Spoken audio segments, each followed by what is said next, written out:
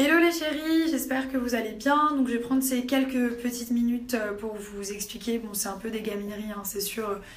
Mais je vais prendre le temps de vous expliquer. Bon, j'ai mis une couronne de fleurs parce qu'il faut un peu détraumatiser, hein, il n'y a rien de grave. Qu'est-ce qui s'est passé avec Capucine? Pas grand chose en fait.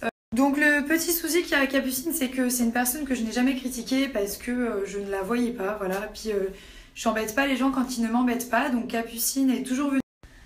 Donc Capucine, la plupart des fois où je la voyais, elle me sautait dans les bras, elle me disait qu'elle m'adorait, elle me disait qu'elle voulait que je revienne dans Touche pas à mon poste parce que vraiment je lui manquais et je manquais, que j'avais ma place, enfin voilà, donc elle s'est mise un peu à me donner des conseils, hein. C'est pas que j'ai pas besoin de conseils, je suis comme tout le monde, on apprend tous de ses erreurs malheureusement, mais donc elle et moi on n'a jamais été vraiment amis et voilà, donc quand je la voyais c'était vraiment que du positif.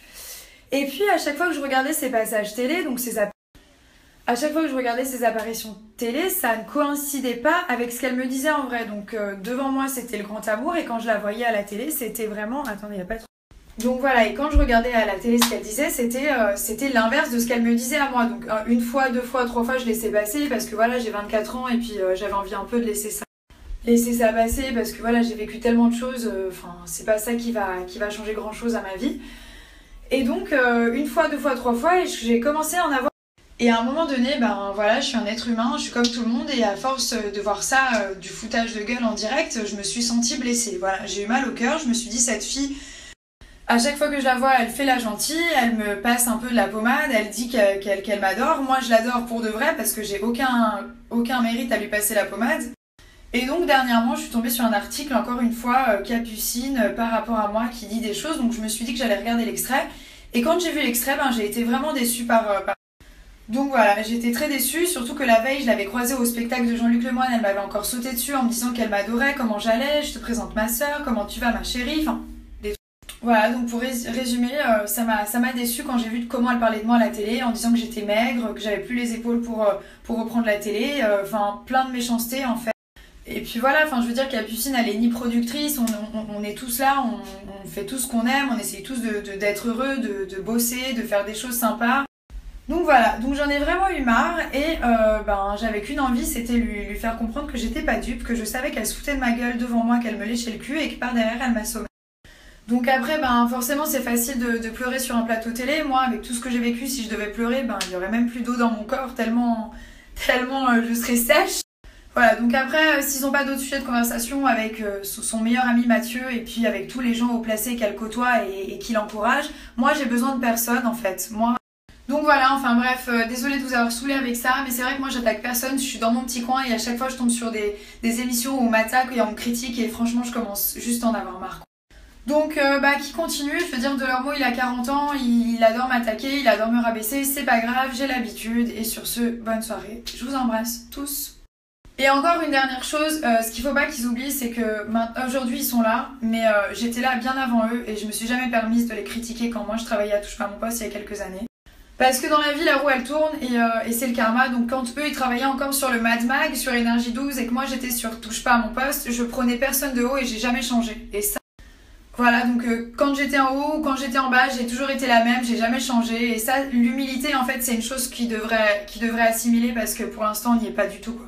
Donc c'est facile d'avoir la parole tous les soirs devant 2 millions de téléspectateurs, de pleurer, de faire un cinéma pas possible. Ben voilà, moi aussi je me justifie parce que j'ai envie que tout le monde soit au courant de tout.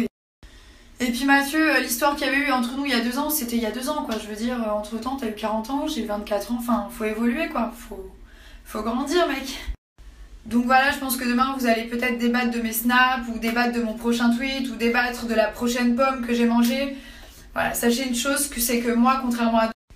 Dernière chose concernant les problèmes que j'ai pu avoir dans ma vie privée, je pense que ça c'est du passé, c'est quelque chose qui me concerne et qui concerne mes proches en premier lieu.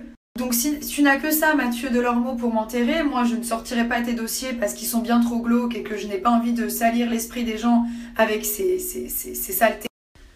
Voilà, donc moi je fais des choses que j'aime grâce aux gens parce qu'ils ont toujours été là, quoi qu'il arrive, quoi qu'il ait pu se passer dans ma vie, les gens m'ont toujours soutenu, c'est grâce à eux aujourd'hui si j'en suis là et grâce à personne d'autre. Et puis votre petit gang pourri de frustrés, de Mathieu, Enora et Capucine, anti-Nabila, les gars redescendez, je veux dire c'est que de la télé, allez boire un coup, détendez-vous.